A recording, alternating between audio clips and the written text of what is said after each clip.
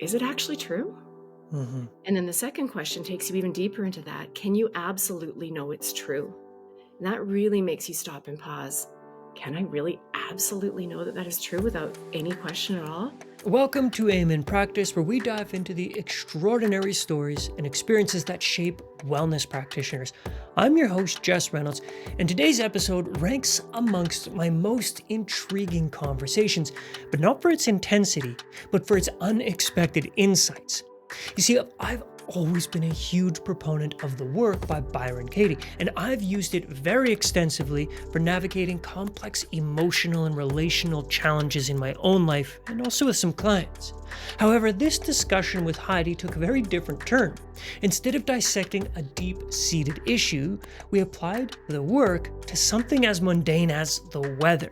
And let me tell you, it was truly a revelation, like an amazing conversation. You want the trees to be green year round? Mhm. Okay, so should we try that one?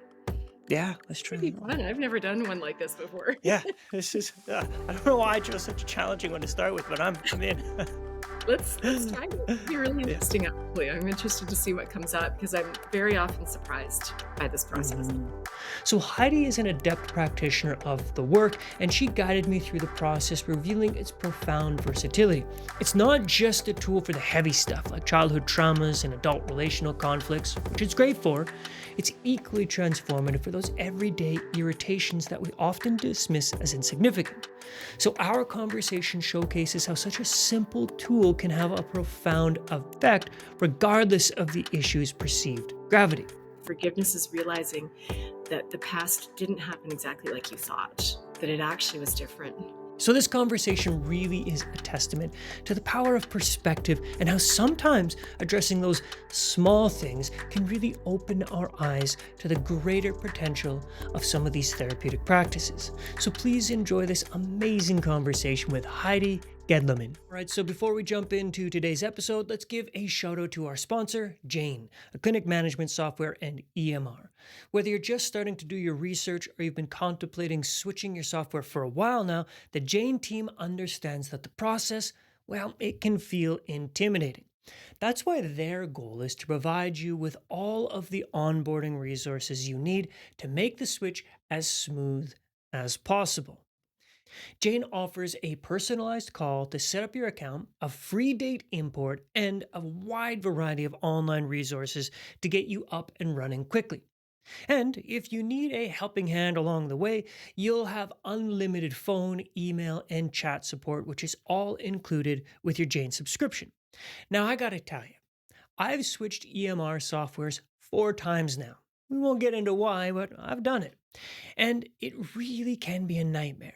But when I made the switch to Jane, I can tell you from firsthand experience, it really was the easiest transition imaginable. And I finally feel like I have a system that does all the things I need and it's all in one place. So if you're interested in learning more, book a one-on-one demo at jane.app/switch. And if you decide to switch, don't forget to use the code AIM1MO. That's AIM, the number one, MO at the time of sign up to receive a 1 month grace period on your new Jane account. Well, Heidi, welcome and thank you very much. Super grateful we're finally connecting and we have an Me too. opportunity to chat with one another. So, welcome, thank you again, and let's start by just talking about you. What do you do? What got you into what you do? What's your history, your background? Take as much or as little time to explain as you would like. Okay. You want all 55 years? Every one of them. Okay, well, first of all, thanks for having me. This is really Oh, exciting. yeah. Um, I'm a native Calgarian, born and raised here. Been Okay. here all my life, probably die here. Um, so let's get straight to the work, really. Well, a little bit of my background, my main career in life has been, I was a stay-at-home mom for many, many years. My kids are 24 and 26 now, and that's the best job I ever could have imagined having. I absolutely loved every second of it. Um, but as I was raising my kids, I also worked for my husband at the time, who had a graphic design business. So we both did graphic design, and just lived my life the way you do. And I would say in about 2010, I guess 13-ish years ago, a really good friend of mine showed me a couple books one day. She and I have really interesting, deep conversations. That's our jam. And she showed me these books by a woman named Byron Katie. And I thought, oh, that's interesting. But I'm a crazy slow reader. And so I didn't ever actually go to read the books because I knew it would take me, a year to get through one of them. Mhm. Um, and so I kind of, put it out of my head, didn't really pay attention, but somehow it popped back in my head one day. And I thought, well, I'm going to check online. And I started watching videos online of this woman, Byron Katie, doing her process called the work with clients. And I was hooked. I was completely hooked. So, a little bit of history on Katie. She was, again, just a normal person living her life in California. I believe she was born and raised there and went through a real period of unhappiness, depression, anger, just not in a good space in her life whatsoever. Really, really hard on her children, hard on her marriage, um, suicidal, just not a happy person. And she checked herself, I believe it was into a halfway house for eating disorders, I think. And one morning she says she was lying on the floor in her little attic bedroom because she didn't believe she deserved to sleep in a bed. She felt that badly about herself. And she was awoken by a cockroach crawling across her foot, as that would wake you up. um, and the second that she woke up, for whatever reason, she had this moment of kind of no thoughts. All the regular stuff was not in her head. And in just this flash of insight, she realized that all of her suffering in her life came from her thoughts, all of it. And she started to laugh, and she said it was just the most joyful, releasing laugh when she realized this. And then she, went back into her life, took what she had learned, and started sharing it with people, and eventually refined it into this process called the work. And the work is, I'll explain that as we go along here, but it is really a very simple process. It involves 4 questions and something called turnarounds. It's really straightforward. It's really, to me, logical. I love the logic of it. And it requires no, suspension of belief. There's no dogma attached to it. It's simply questions to ask yourself and ways to look at your thoughts and your situation from a different angle. Mhm. And so in about 2012, I decided I love this. I'm diving in. And at this point, I have to give a shout out to my mom because growing up, she always had self-help books on the bookshelf. The one in particular I remember pulling off the shelf and looking at was one by Wayne Dyer. And, we're talking back in the 1980s and 70s even. And she just always had that as part of her world, but she didn't push it. But of course, that seed was planted in me of, oh, this is interesting. We actually can take charge of our own lives and our own well-being. And so I just headed on that trajectory thanks to my mom. So in about 2012, I decided to go to something called the School for the Work, which is a 9-day immersive experience that Byron Katie offers for people. And it is a real immersion Mhm. into your stuff. And so it involves, 9 days of really deeply exploring what the work is and learning a lot about Mhm. yourself. So I've done the School for the Work once as a participant, twice as staff, and then several other shorter in length events that Katie has hosted over the years. And then I also decided to certify as a facilitator because it just changed my life so profoundly. I want to share it with other people. Mhm. So I certified as a facilitator, and now I offer this process to people that want it. Wow. That's beautiful. That's a great story. Thank you for sharing. And I can certainly echo your thoughts about the beauty and the simplicity of the work. I think that's one of the things that I found most profound about it is I didn't grow up in a house full of self-help books, but for some reason my house is the one that's full of those, right? So I get it. Like I've it's almost embarrassing the number of self-help books and courses that I've gone through at this I get point. that feeling. Yeah, right. But when I first came across Byron Katie's work, the thing that really appealed to me was how unbelievably simple it is. Like she's got 4 or 5 books out, but the reality is she could have had one book that was more of a pamphlet, and it's Totally. so great. And what I find fascinating is oftentimes simplicity is confused for ineffective. Like if it's simple, how can it work? We've gotten to this point where if it's not this complex system that requires all of these different ways of going about it, then you're not really doing the work. Yeah, So I certainly appreciate that about Byron Katie's work, and I'm curious to dig a little bit more into to like the origin story. And I said 2012, you were about to kind of veer into what got you really into Byron Katie's stuff. So I'm curious, like what was the thing that was like this is what I really want to do, and maybe even why, like what was happening that brought you there, if you're okay talking about it. absolutely. Hmm. I would say what brought me there was a lot of years of just deep insecurity and unhappiness. My marriage was not a healthy one. It was definitely um, wrapping up in that at that time in 2012 when I decided to do this. And there's a lot of pain and a lot of thoughts obviously involved in a difficult relationship. And so um, that's primarily where I started doing the work, was to see if I could find some kind of peace in this marriage that was really challenging. Um, and it took off from there because as you might know, the work can apply to absolutely anything in your life. Any Hmm. thought that has ever entered your head can have this process of the work applied to it. Hmm. So I just found that it brought me such profound peace because I really had lived my whole life, for whatever reason. I still need to really explore the genesis, but my whole life I had felt very insecure. And really, to put it frankly, you and every other person on earth was in charge of my well being. Hmm. All of you decided if I had value, you decided if I was worth hanging around or talking to. Um, I did not have that sense of self, and I didn't know Right. that I could choose that for myself. I really was just a little piece of grass swaying in the wind according to what the people around me felt and thought about me. Um, and that leads to a life of desperately trying to convince people that you're worthwhile and valuable. It leads to a life of reading into everything that people do and say around you. And, as we tend to do as humans, if we read into what people are saying and doing, we tend to look at the negative. Hmm. we, I, if I was looking at people deciding that they were thinking things about me, it was rarely positive. Um, so the work for me, one of the beautiful things is it does is it just brings you home to yourself.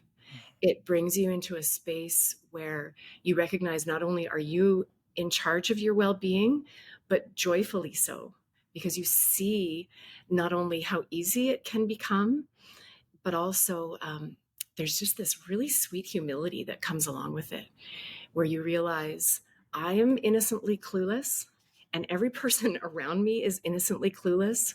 We're all really doing our best, and we're all coming at these relationships with each other with so much baggage and so many beliefs and thoughts of our own that we project onto the other. Hmm. And the work is such a beautiful process of peeling those layers away and seeing what's really true and bringing it back to yourself. And really, frankly, letting other people off the hook. That's been the biggest joy in my life, is letting people off the hook. Like they're just living their lives, doing their thing. They're not pointed directly at me with malice. Yeah. Um, they're just doing their thing. And so it brought me home to myself. And Hmm. as soon as I feel myself wheeling off into someone else's brain and wondering what they're thinking about me or about anything and wishing that they were thinking and doing and behaving differently, I feel that discomfort. I feel the suffering, and I can go, oh, hold on, Yeah. come back. Hmm. And sometimes it just takes that, where I can come back to myself. And sometimes I'll just sit down and do the process. And it just always reveals things to me that are so valuable Hmm. about myself. Hmm. Hmm. Yeah, there were a few things that came up for me as you were describing that, and I suppose trying to figure out the two main threads that I feel I would really love to talk to you more about is, Yeah, let's start with this one. One thing you mentioned is like in the origin story of why you got to it is this realization that me and everybody else outside of yourself was sort of determining your self worth and your value. And you mentioned like you haven't quite figured out the genesis behind that. And what I'm curious about, and one of the things I really love about Byron Katie's work and similar work is the Genesis story doesn't seem to matter that much. It's like acknowledge there's a reason this happened, cool, but now let's just move forward. And I've gotten really wrapped up in the Genesis story of like, why do I have the issues that I've got? Let's go back in time. And there's a lot of value there, right? But I'm curious about your perspective on like the work in the present and move into the future with new tools that allow you to process your reality Mhm. without having to do what I call archaeology Mhm. or more of the like go back in time and sort through. What are your thoughts on these different perspectives? Well, I mean, there are so many different, modalities and ways to approach your suffering and your stuff in life. Mhm, Um, and I'm sure for some people it is valuable to them to really dive into those Genesis stories. But to relate to what you're saying, I have experienced that again, the simplicity of the work is so beautiful because I can thoughts arrive, right? They show up in our heads. We don't go out and search them. In fact, mhm, Katie often will say, when you wake up in the morning, do you wake up and then go, okay, time to start thinking? I will start thinking now. We don't, right? mhm. Boom, they're there and they're Yeah, fast. they're yeah. if you've ever tried to meditate, you know how many thoughts are rolling through your brain at any given moment. And actually, a really, really lovely way that Katie has helped me. Katie is Byron Katie's name. Her given name is Mhm, Byron Katie, but she goes by Katie. One really lovely thing that she says is that thoughts are like children. mhm, They're innocent. They just show up, and it's like when a child wants its parents' attention and they're kind of like tugging on your shirt, going, "Mom, mom, but you're busy. Mom, mom, you're still busy. You're mhm, getting annoyed. Mom, mom." They get louder and they get louder and they start really yanking on your shirt. And um, very often we feel that frustration. But if we can turn to the child and say, honey, what is it? Tell me what you have to say. Then the child, the thought is heard and understood mhm, and it can go. mhm, When you look at a child and meet their needs, they go away. They go off and they play or they leave us alone in a mhm, good way. Um, and so I find that if we just take those thoughts and take them through the process of the work, and this is going back to the origin story piece. What I find, particularly in something that we call question 3, so there's 4 questions, and I'll tell you what they are briefly. Number 1 is it true? So you take whatever statement you are thinking about that thought. It could be, he hurt me. It could be, she should be more considerate of me. All those things that come into our head. They don't appreciate me. You take that thought through 4 questions. The first one is it true? And if you ever do the work with Katie, she makes you really sit with that first question and answer it with only one syllable, a yes or a no, because the mind wants to justify and rationalize and explain, right?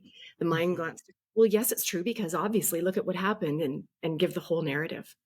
But if you really get still and stop and allow that answer to come up. Is it true?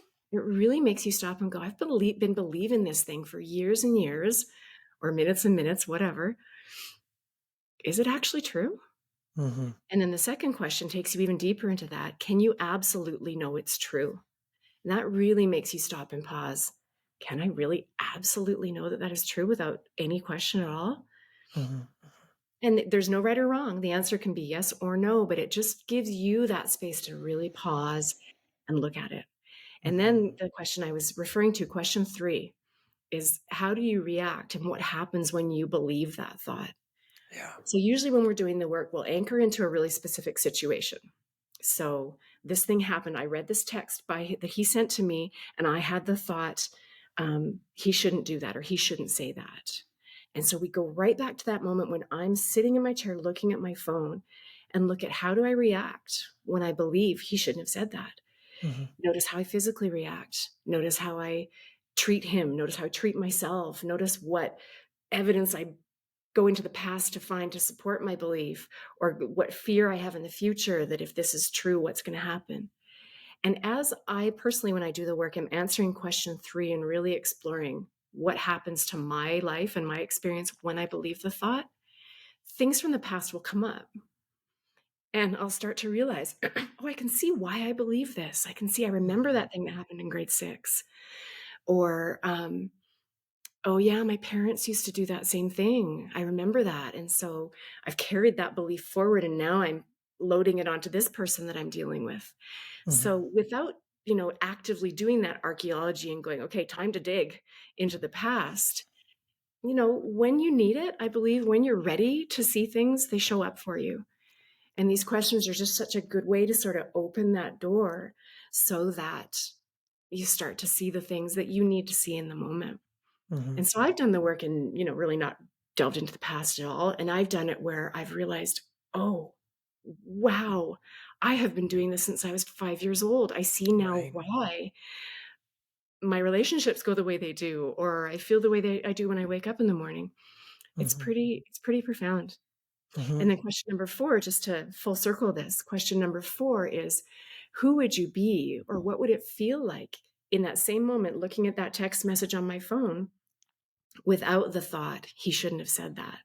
Mhm. And so that one Mhm. takes some doing. That one's, all of the work is a meditation, but this one Yeah. really takes some stillness and calm meditation. Oh, who, if that thought didn't exist, same situation, same text on the phone, me reading it, but if I didn't believe he shouldn't have said that, what's it like? What can I see instead? How do I feel? And it can be Mhm. so freeing to realize that all that's happening is I'm holding a phone in my hand and reading some words. But all this narrative I pile onto it causes so much suffering. But Mhm. without that narrative, I'm looking at a phone. Yeah. Yeah. That's it. Yeah. I think I want to dig into to the 4 questions and the work, and certainly I want to dig into the turnarounds as well. Mhm, But I'm curious about one more sort of way of going about this, or a question or curiosity I have, which is the the time. So this is something that I've encountered in this self development world. mhm. Is somebody goes to a 9-day intensive workshop where they do the work and they come out of it and they're like, well, I've done the work. Past tense, you know? It's like and that's the idea. You learn the technique, and I call it opening the door but not walking through. Yeah. And one of the things that I really appreciate about Katie's work is the meditative process and the knowing it's not done. And in her self as well as facilitators, them being like, "Oh no, no, I just did the questions this morning. Like I've been doing this for 20 years and I still do it in the morning, right?" So that's kind of the interesting thing, and maybe I'd like to hear more of your perspective on the long-term process of doing the work and sort of Mhm. what's that like to sustain and maintain this perspective for a longer duration. I mean, you've been doing it since 2012. That's a while, right? So what's that like, the duration? How does the practice evolve and how does it fit into your normal day? Well, first, what I'll mention is after the 9-day school for the work, which I don't know the future of that event, if those will carry on. Obviously, COVID affected everything. And so the schools that were planned were canceled. And I Mm, believe in just this fall, or maybe it was in the spring. Sorry, I think maybe both. Anyway, I think she did truncated versions. I think there was a 5-day school for the work mm, just mm, in the fall.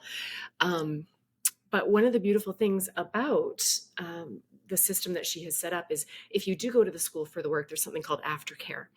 And mm, so you're assigned different partners, and you have really requirements. It is voluntary, but if you really are committed to doing your work, you show up for these different sessions with a partner, someone who has also just been to that same session of the school for the work. And so that's a really lovely kind of launch pad into making the work a practice for your own life. And mm, and Katie and us as facilitators, we say it all the time. The work is a practice. It's not a one and done. And you don't want yeah. it to be a one and done, because as you continue to do it, every session of the work I do, whether I'm facilitator and whether I'm doing my own work, um, it's just, I find I get so much out of it every time. And it doesn't necessarily mean there's mind shattering um, revelations every single time, though there often are, but there always is at least some little kernel of realization and some little piece of freeing that I Mhm. experience. I often liken it to that there's just a, a thought can have a grip on your brain so tightly, and doing the work just shakes it loose a little so you can breathe and you can see things with another perspective. And so for me, I make a practice of the work in several different ways. I have lots of friends who also do the work that I've met through Mhm. all my training. And so we'll connect either on the phone or on Skype or Zoom or whatever, and we'll do the work together. Or there's actually, if you go to thework.com, there are different ways you can do the work as well. You can choose a partner in something called a 1-for-1 and do the work over a period of a Mhm. month with somebody really intensively. There's also something called the helpline, where facilitators like myself volunteer their time, and you can call in totally free of charge and go through the work, do the work with a trained facilitator Mhm. um, at any time, as long as there's Wow. somebody signed up and available to facilitate. And there's an analogy that I always use for doing the work, because you can take an issue that's in your life and you can put it through the process of the work and be totally freed of it. It's gone. Mhm. Sometimes. My Mhm. experience is that's not all that common. It does happen, but it's not all that common. Usually there's an issue that you've got to keep going on. Mhm. And the lovely thing about the process of the work and what I do as a facilitator is when we initially chat to determine kind of what to work on in our session, I really listen closely for the beliefs that are coming up. Because often we'll say what we believe and what thoughts are tormenting us without even realizing it in when we describe our situation. And I'll catch those and I'll make notes of them. And then we'll take those beliefs and we'll question them. And Mhm. as we do the process of the work, something called underlying beliefs will often come up as well, where as you're answering questions 1, 2, 3, or 4, you'll say things and things you'll realize, oh, yeah, I also believe that. I have that thought that's related to this situation. So we'll kind of put a pin in it. Let's work on that thought later after we Mhm. finish this thought. And the analogy that I mentioned that I often use is it's like when you go ice skating and you put on ice skates, at least the old school kind. They've probably improved the fasteners now. But when I was ice skating as a child, you had those skates with the long laces and a zillion different little the holes to put them through, and you had to do them up tight, right? You start at the bottom, you tighten, tighten, tighten, tighten right to the top, so it kept your ankles stable. And we've done that with some issues in our lives where we tighten, tighten, tighten. So it's just this grip. And so think about when you're done skating, you go to take them off. You don't untie the lace and then whoop, slip the ice skate off, right? You loosen that top one, then you got to loosen the second one, then you jiggle the third one, and little by little, it loosens enough for you to slip it off your foot. And so I find the work is like that. You Mhm. start and things get a little looser, and then a little looser, and then it's almost like a cascade where it That's lets such a go. great analogy. It's so great. Mostly because I hate putting skates on. I just Yep. find them the most uncomfortable Yep. thing. And I'm like, why would anybody do this? So the moment where the skate comes off, it's just like, oh God, that's the Yep. best moment of my life. Total relief. Akin to that moment when you finally take off the pattern of the thought, right? Just this moment of freedom and relief. Yeah. And yeah, Yeah. that's a great analogy. And it carries, I think that you kind of get a confirmation of the skate has come off when you find yourself in a situation, similar with that same person or under those same circumstances. And all of a Mhm. sudden you notice, oh, I'm okay here. I'm not getting Mhm. triggered by what used to bother me. In fact, I had an experience this summer. We were at a family wedding, and a person that I had some struggle with in the past, um, namely my ex-husband. We were both, it was a family wedding. We were both there and we're very good friends. We're on very good terms. And I credit the work on my side for that, and his kindness on his side. But he said something that in the past would have really irritated me. And Mhm. I would have instantly focused on it and built a whole story around it. And I watched myself start to do that for just a second. I kind of internally, I rolled my eyes and I started thinking about how much that annoyed me. And then all of a sudden, this thought came in my head that said, oh, I forgot I don't care. Mhm. I just realized, oh, I'm so over that issue. Right. Right? Just it was the habit kind of went, hey, let's dig into that. But then I remembered, Mhm. no, I worked through that. I'm good. Yeah. It was Isn't that just so strange how sweet. the mind works that way? It's like this Mhm. old pattern that you've definitely dealt with. They still can come back. It's like I mean the negativity bias that the human mind and brain seems to Yeah, have is profound.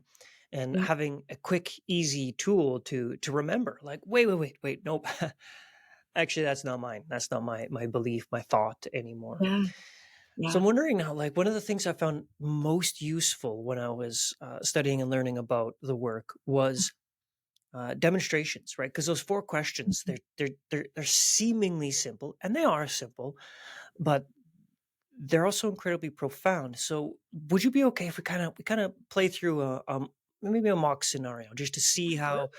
we go through these four questions, and then we'll play with a turnaround or two, just so people listening can really get an idea of how simple and powerful this work can be. Yeah. Absolutely. I'd love to. All right.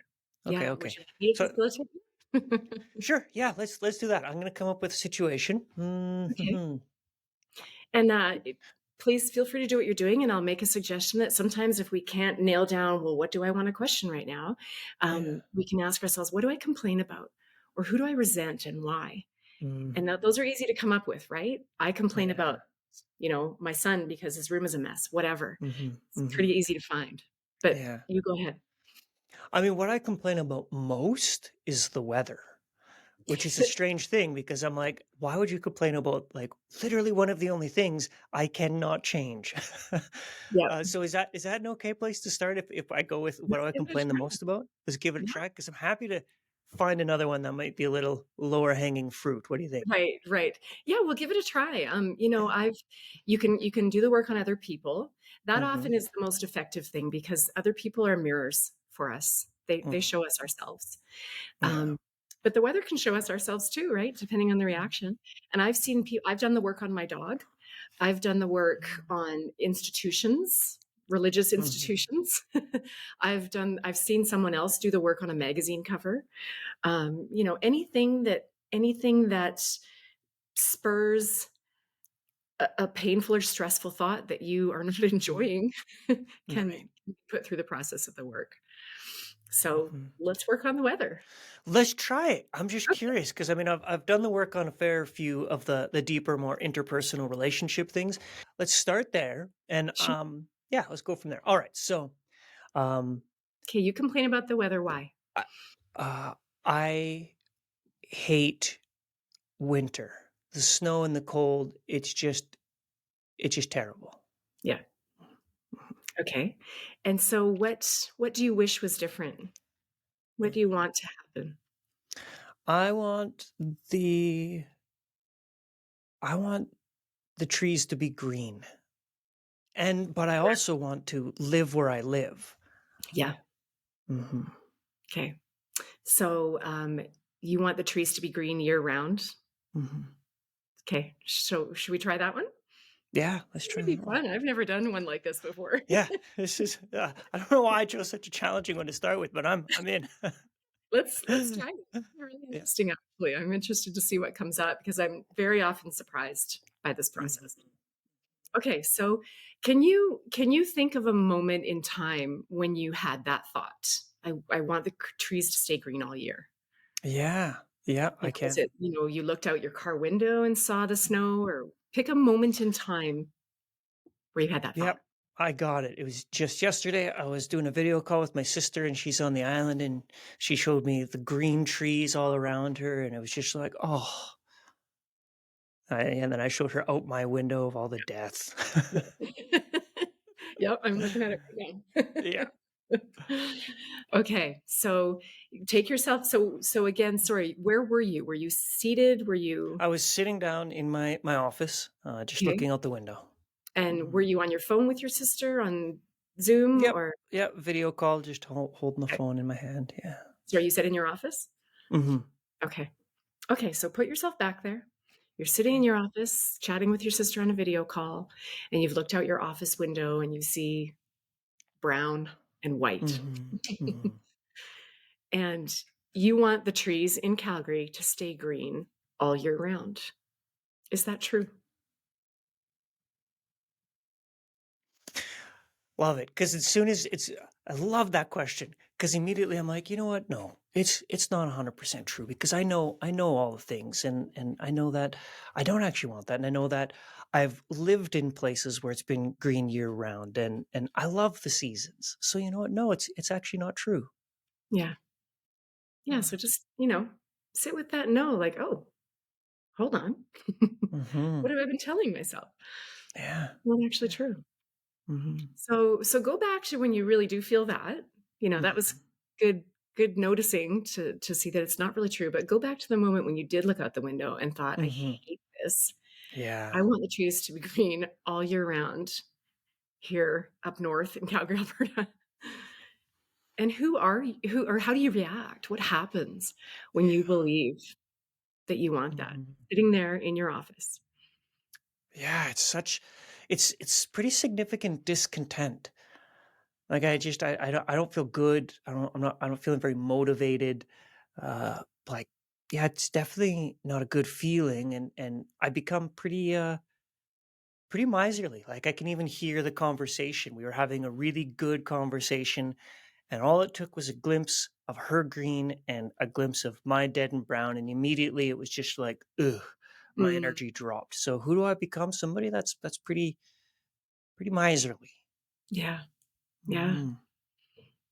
What are the emotions that come up when you look out and see the dead trees and well, I Mhm. guess they're not dead, they're Yeah, yeah.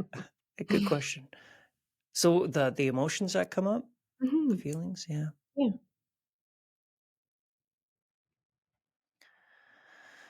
Yeah, just I don't know if it's not necessarily anxiety, but it's similar to that. It's like this like want, this unfulfilled want, like, oh, I Mm, just want to be outside and oh, I just want to go for a run and not, be cold and slip on ice. And it's just kind of like this not getting what I want feeling. yeah. Mhm. Probably a bit of jealousy of your sister. Mhm. Yeah, yeah, good notice. Yeah, I would say so. Yeah. Mhm. Yeah, and how do you treat your sister in that moment when you feel that jealousy and she shows you the green around her? Mhm. That's a good question too. How do I treat her? I mean, pretty good. I mean, I don't know if I could ever treat my sis. She's like my absolute best friend in the world. So Oh, it's usually I'm lovely. just like, you're so lucky. I'm so happy for you. Yeah. So I do treat her with kindness. Mhm. Yeah. And notice in that moment when you are believing that you want the trees to be green all year round here, um, and you see the green there, and of course you're kind to your sister. I think that's beautiful how much you love her. But notice if maybe you kind of stop paying attention to what she's saying, or you check out for just a second from the conversation Yeah, because now you're thinking about, "Ugh, I just want to go outside, but it's too cold." totally. Mm. Just Yeah, notice, just notice what it does to our interactions as well as our mhm. internal world. Yeah, How do you yeah. treat trees? How do I treat the trees? Yeah, Yeah. when you look out at them and see no green. Not with admiration, like I'm a big nature admirer, and I will happily just stare at trees in the summertime for who knows how long. But I kind of like it's not disdain, but it's just like ugh, I don't even want to pay attention, which Yeah, actually really makes me sad because I really like consider myself to be pretty naturey. So to think that I treat something I care about, forest, trees, nature, with neglect. yeah, Mhm. yeah. You guys are not behaving the way I want you to behave. Yeah, totally, totally. You're not doing the thing that I want you to do. Yeah. Yeah, and notice Mhm, just that resistance of reality, mhm, and notice how when we see what's actually happening right in front of our eyes and we just resist it, we don't want it, we fight against it, we hate it, just notice the discontent, notice that mhm, angst that it brings up in us. Even right now, as I'm saying these words and putting myself in your shoes, I feel a tightness in my chest. I mhm. feel my shoulders come up. It's Totally. we do it to ourselves when Mhm, we. In fact, Katie says all the time. She says, when I fight reality, when I argue with reality, I lose, but only mhm. 100% of the time. Yeah, One per yeah. favorite ones. And it's true. We fight Yeah. reality, we always lose. Yeah. So, if we were doing a session together, we would probably Mhm. flesh this out a little bit more, Yeah, spend a yeah, little yeah. time on how you react and just notice how it affects your world, your well-being, your life, your relationships. Mhm. And then we would go to question 4, which is who would you be in that same moment talking with your sister, looking out on the same situation, but without the thought, I want the trees to be green all year round? Mhm. Yeah. What'd it be like for you? Uh, yeah, I mean, much better because it's certainly not a energizing feeling. It's not a productive feeling. It doesn't feel good. So who would I be without that thought? Uh, I think the answer that's coming up is just more me, more centered, more present. Yeah. Hmm. Yeah. Back to that one who admires nature in all its forms. Right. Yeah.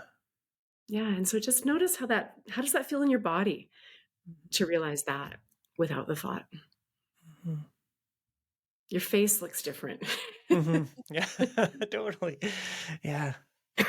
Excuse me. Yeah. I mean, I feel good, and I was also kind of simultaneously reflecting on this process, like as I sat in that same chair talking with my sister in my mind's eye, without that thought, there was more presence, there was more space to enjoy the amazing conversations that we have.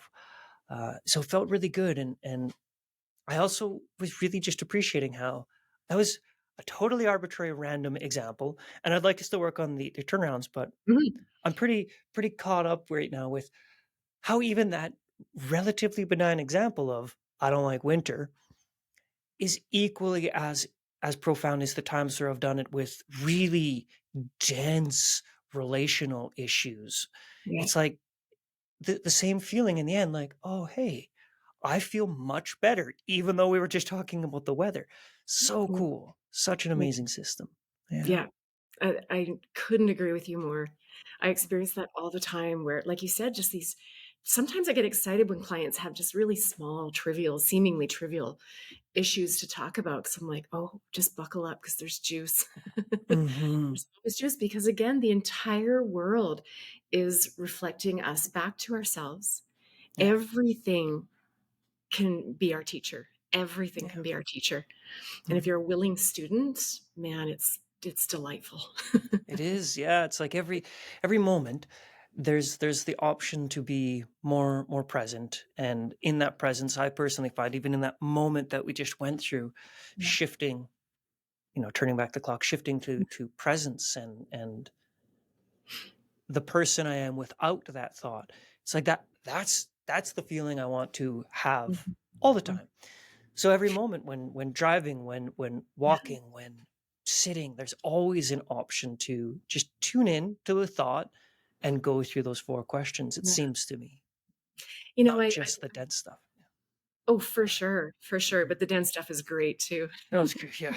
That's for sure. Potent. I was in a yoga class once actually, and the teacher just I think we were all in shavasana, just laying there relaxing, and she was walking through the room, just gently talking, and she said, and I learned later that she was quoting from the Bhagavad Gita, and she said, "When disturbed by disturbing thoughts, think the opposite." And I thought, "Oh, she's talking about the work." That's what the work is. Cool. Yeah. And then, of course, learned that it was, deep wisdom from long ago, which is not Mhm. surprising because I found that this work just dovetails with everything. It Mhm. fits with any other modality you want to do. It works for everyone. Yeah. Um, and what I was going to say about that was the question 4. Who am I without the thought? Early on, when I was learning the work, another fellow facilitator said that question number 4 is his in emergency break glass question. You know how the fire Oh. hydrant has in emergency break glass. Yeah, yeah. Solve the problem. He said, when he's on the fly and doesn't have time to like sit down and look at what he's thinking and take it through the process of the work, he just asks himself, okay, who'd I be without this thought? Mhm. And I actually love that. It's kind of a little question I keep in my back pocket because, every now and then I notice that I'm agitated with, whoever, a cashier, my mom, whatever. And just Mhm. wait a second, who would I be right now without this thought? And it Yeah. just gives that breathing space so I can be kind and I can be calm, and then I can go Mhm. work on the whole situation later Yeah, and totally. discover what I Yeah. really need to learn about it. Mhm. Yeah, I like that. I like that, and I think maybe each of the questions can, because as you were describing, in case of emergency, break the glass. I think I've got a similar one, and that's question one. Yeah, Just okay. I'm upset. I'm upset. Is what I'm thinking true? Is it? Can I absolutely be sure it's true? And 9 times out of 10, the answer is no. yeah, Probably like 9.9 times out of 10. yeah, So for again, sure. like just being able to tuck into any one of these four, and that's what I found really cool about your facilitation in that moment too. Is the order of the questions doesn't have to be, is it true? Can you absolutely be sure it's true? Right? It's like you can pop in at any one of those four questions and then kind of work with it as it organically happens, unless I'm mistaken, but that's my understanding of. Yeah, I mean, there is value to doing them, and wisdom to doing them in order. But once, Hmm. like you said, once you start doing it, you can go back and oh yeah, I remember like how another way I reacted when they said that thing, and Hmm. just keep fleshing it out, and it's delicious. Hmm. It's Hmm. really Hmm. delicious. Do you want to do the turnarounds? Yeah, let's play with the turnarounds. Okay. So your original thought then is I want the trees to stay green year round. Hmm. Hmm. So I'll give it to you because you've done the work before. So how would you turn that around? Hmm. Oh man, these are always hard. I always miss at least two of them. And that's okay. Uh, That's why I'm here. so the first turnaround is I don't want the trees to be green year round. Yeah. And so what we do in the turnarounds is like you've just found there's the turnaround to I want versus I don't want. Mm-hmm. So I'm just going to step out of your thought for just a moment and pick just a really basic one. For example, he hurt me. We'll Mm-hmm. use that. Mm-hmm. I think anybody can find that in their life, a person who hurt them. He or she hurt me. So one of the turnarounds would be, he didn't hurt me. Mm-hmm. Another turnaround, and that's often we call the turnaround to the opposite. He didn't hurt me. The turnaround to the self, I hurt me. And then really look at, oh, wait a second, how did I hurt myself in that situation? And often it's true that I hurt myself way more than he did with my thoughts. And then there's a turnaround to the other. He hurt me, I hurt him. Mm-hmm. Look at it that way. And you can also turn around the verb. He hurt me, he helped me, or he soothed me, or whatever. And then there's also, and this doesn't apply to every single statement that we're questioning, but sometimes it's that we call it the yay turnaround or the exclamation point turnaround, where you take that original thought statement and you don't turn the words around, but you just throw an exclamation point on the end. And it becomes, he hurt me. Mm-hmm. Great. Mm-hmm. Meaning, what good came of it? How can I see that it actually maybe benefited me, Mm-hmm. or at least opened my eyes, or provided something? So Mm-hmm. those are kind of the basic turnarounds, but there's lots within there to play with. So back to I want the trees to stay green Mm-hmm. all year round. Right. I That's don't the want. opposite one. The So when opposite we is I find don't want them. yeah, so when we find the Mm-hmm. turnarounds, then what we do is we find examples of how that turnaround might be true. Mm-hmm. So what comes up for you when you think I don't want them to stay green? Um, I really value the change of seasons. I truly like having definitive 4 season years. It feels good to me to be in that type of environment. So that's an example. Yeah. Hmm. Can you think of another example? Why else? Um, hmm. Well, I also understand that it's just necessary. It's necessary for the cycle of things, particularly in this climate. That if they did stay green year round, then they would die, and then there would be no trees at all next year. Yeah, it's important that it Yeah. happen. Those leaves that drop nourish the ground. It's a necessary process, right? Mm-hmm. And if I jumped in and if this was my work that I was doing, and I've Yeah. had that thought, no question. And Yeah. that's a side note. That's something that often happens in the work is no matter who's doing the work, you can almost always relate in some way. Either Mhm. you've had the exact same thought or a similar thought about a situation, or they're universal. Our thoughts are very Mhm. universal. And so when I think about, I want the trees to stay green all year round. Um, I think, there is something lovely about how this weather makes us hibernate. It Mhm. makes us go inside. It's sort of like the spring and summer is this beautiful out breath, and then the fall and winter becomes the in breath where we can go in and Totally. experience life in a different way. It's Yeah. quite a gift. It is, and I'm grateful you brought that up too, because that does align very well with sort of my core philosophical and spiritual belief system, kind of more the Taoism naturalist perspective. So interesting how this thought that I experience almost daily in winter is directly contradictory to pretty core values I have. So I'm grateful you Mm, brought that last one up. yeah, Hmm. interesting. Hmm. So another turnaround. Do you see another Hmm. turnaround? Okay. Okay. So we did the opposite. I want the trees to not be green. There was a double negative there, but I want the trees to hibernate. I want them to lose their leaves and not be green. So Mm, is but that how is proper that turnaround? true? Yeah. Mhm. Yeah. How is that true? Yeah. Yeah. Well, I suppose it's true for the same reasons that the last one felt true. Was that, well, if I actually sit with that, I want this. What comes present for me is the last point you made is okay, well that's like a sign for me to Mhm. do the things I really actually like to do in the winter, which is slow down and go in and have Right. almost endless cups of hot chocolate and do the things that I don't do in the summer that I really enjoy. Yeah. Mhm. Yeah, it's interesting, eh? Mhm. What actually do I want? I thought I wanted one thing, but turns out Yeah. maybe not. Yeah, yeah. And then there's try the turnaround to the self. Mm. I want You're the gonna trees help to me with stay that one. green. Yeah, So it was I want the trees to stay green. yeah. I want I me want to me stay. to stay green? Hmm. Yeah. What comes up for you An there? interesting example. Right? Yeah. Yeah, so as soon as I said that, I want me to stay green, uh, quickly I went through the, "Is that true?" And I was like, "No, I don't want me to stay green year round."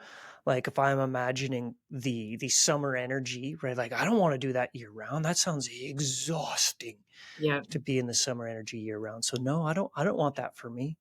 Yeah. Mhm, So what I can see there is, and I've found this often in doing turnarounds to the self for myself, particularly when it's another person, where I say, I want, I want him to, um, I want him to be more patient. Let's say I have mhm, that thought about somebody. I want them to be more patient. So the turnaround becomes, I want me to be more patient. And rather than becoming, something that I beat myself up with, it becomes, oh, I recognize how difficult that is. Because I'm mhm, not patient in this situation, and I can find other places where I'm not patient at all. And so if I look at that in this situation, I want me to be green all year. Well, yeah, I can't. So I can see how the trees can't.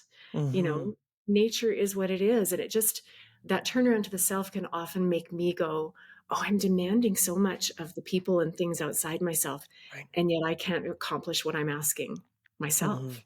mhm, mhm. So I want me to stay green. Is there anything else that you see there? Not immediately. I found the last notice was pretty potent. Mm. Good. Of just like, no, I don't want that. I don't want that for Yeah, me. It is, and why would I want that for anybody or anything else? for nature. To Yeah. not be what it is. Do you mind if I share something that I see with Please, you? yeah, please do. Again, if this was my work and I was doing it, what's occurring to me is I want me to stay green. I can see how that might be true in that i- in my thoughts, I want to stay new and fresh and open and receptive Mm, and letting the sunlight give me what it wants to give me. And, there's ways that I can stay green in my life mhm, that I can see would be beneficial and joyful for me. right. Mhm, I want me to stay green. Let the trees yeah, be themselves. right. but can I keep my thoughts in that space where I'm open and willing and excited? Mhm. Yeah, that lands. That lands. That's a good one. Yeah. Mm. I'm trying to think if there are any other turnarounds for this particular. I don't want the trees to stay green. I want me to stay green. You know, there's the turnaround to the other. The trees want me to stay green. Right, interesting. What Trees do you want me to find stay there? green. I mean, to anthropomorphize them, I can also see sort of the same both sides. Like on one hand, the trees being like, well, why would they want me to be something instead of just being what I am? So Yeah. it seems like that's a false statement. And then simultaneously, if we kind of view the openness, liveliness, it's like, yeah, I could see that positive energy of trees wanting me to have that if it was within my nature. Yeah. Yeah, and that brings up a beautiful point, which is just without all of our demands and our thoughts of lack and insecurity and all of that stuff, reality is pretty great. Mm-hmm. In fact, it's reminding me of something that we do in the work, which is reducing things to a newspaper headline is a really effective exercise. And so, you know, in that situation where you're sitting in your office talking on the phone, if you were to describe the whole scenario and be like, "Ugh, it's so brown outside, it's just bleak, and I'm freezing cold, whether I'm inside or outside, and I keep have to put on layers and take layers off, and I can't just simply go for a walk because my eyeballs freeze," or whatever. Mm-hmm. Without all of that, the headline is "Man looks out window." That's Mm-hmm. it. And without these requirements that we put on everything and everyone around us and the Yeah. judgments that we make of them, I'm just a Mhm. woman sitting in a chair talking to another person. Right. That's it. Mhm. And it can be just so, and that in itself is a meditation.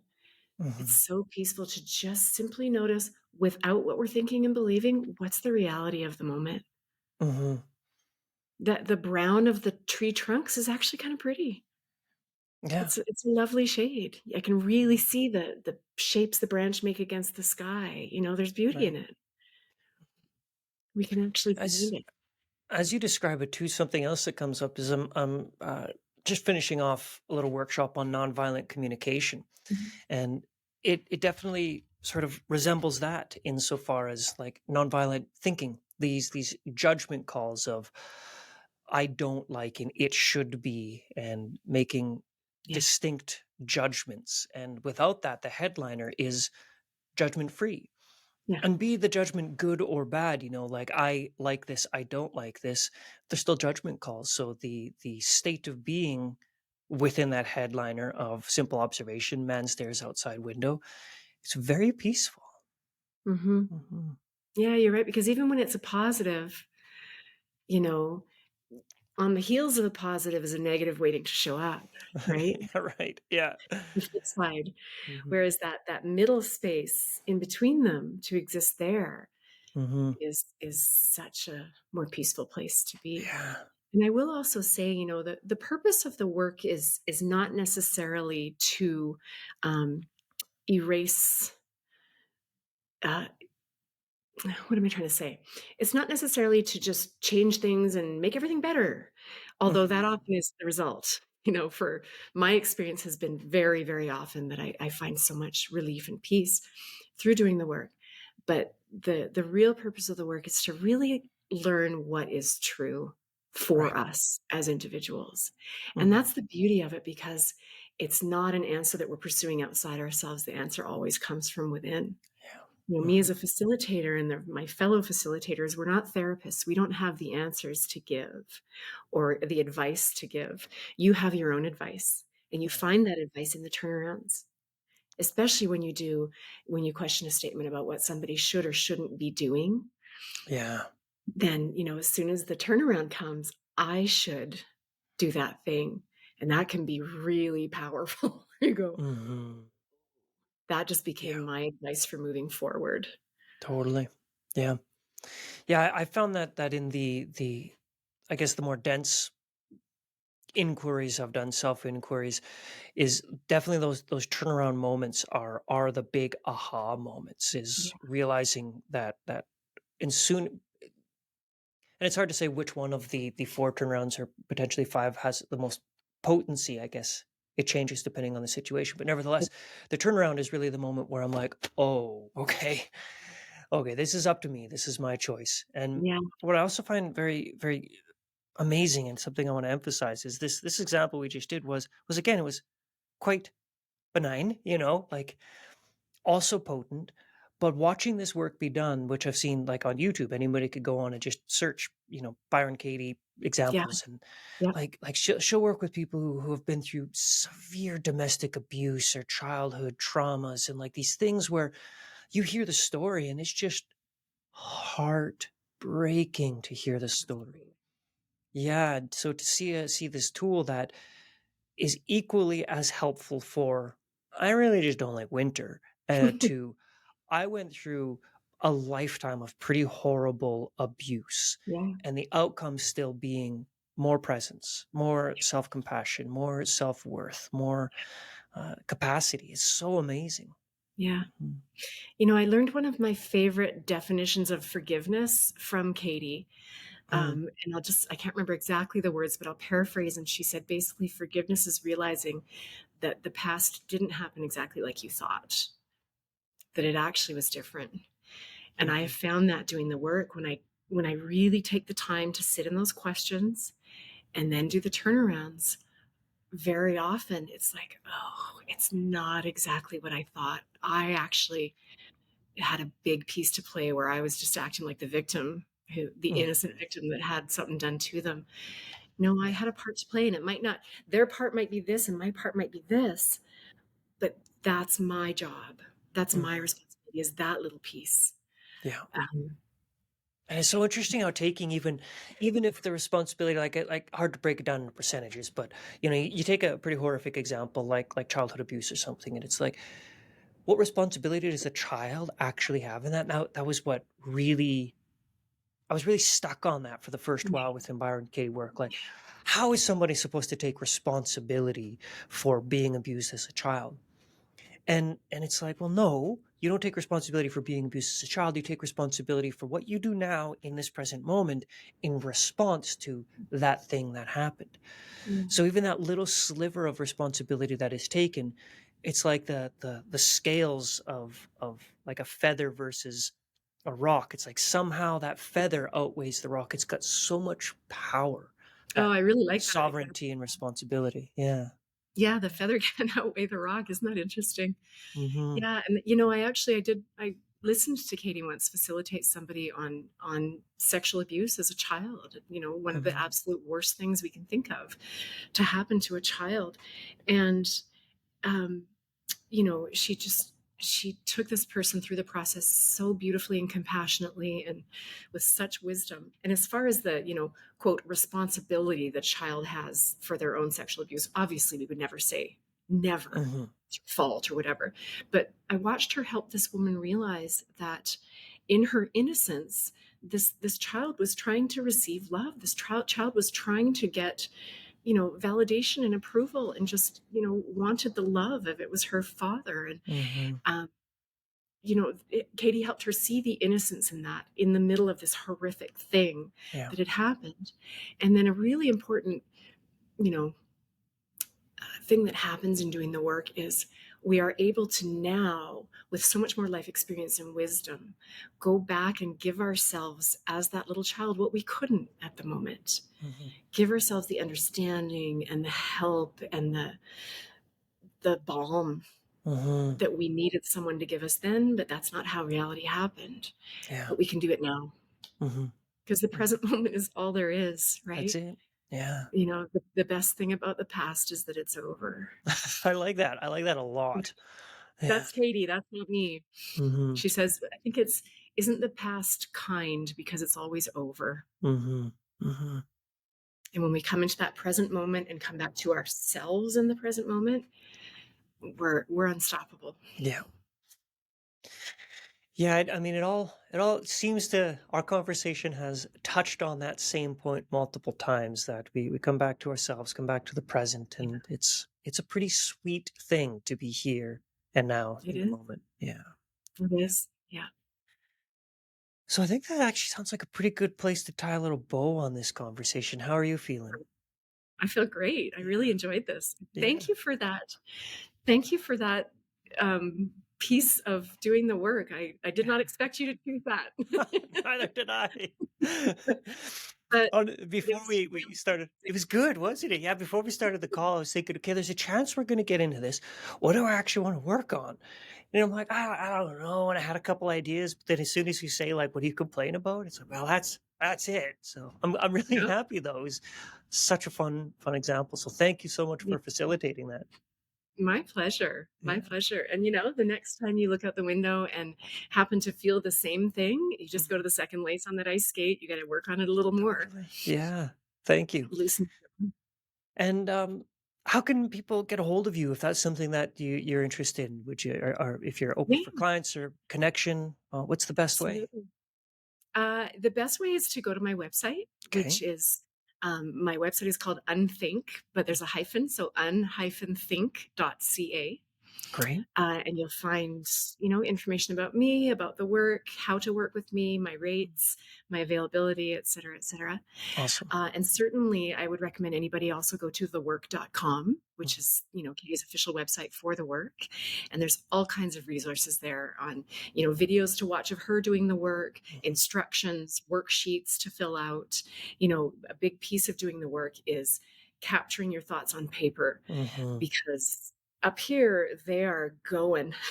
Yep. And it's really hard. I think we all know it's really hard to focus on one thought and not have all sorts of tangents and other things Mhm, creating havoc. So getting the work down on paper stops it. So mhm. you can really look at it in the depth that we experienced. I agree. So yeah, that's my website, or there's the work website, which is wonderful, and then of course the work website will also take you to the helpline, where Right. you can go and do the work free of charge. Mhm. Amazing. Yeah, Such a phenomenal conversation. Again, I'm super grateful for the time we've had together, and me thank too. you. Thank you. I really, really loved it. Thanks for That's great. having me. Oh, my pleasure.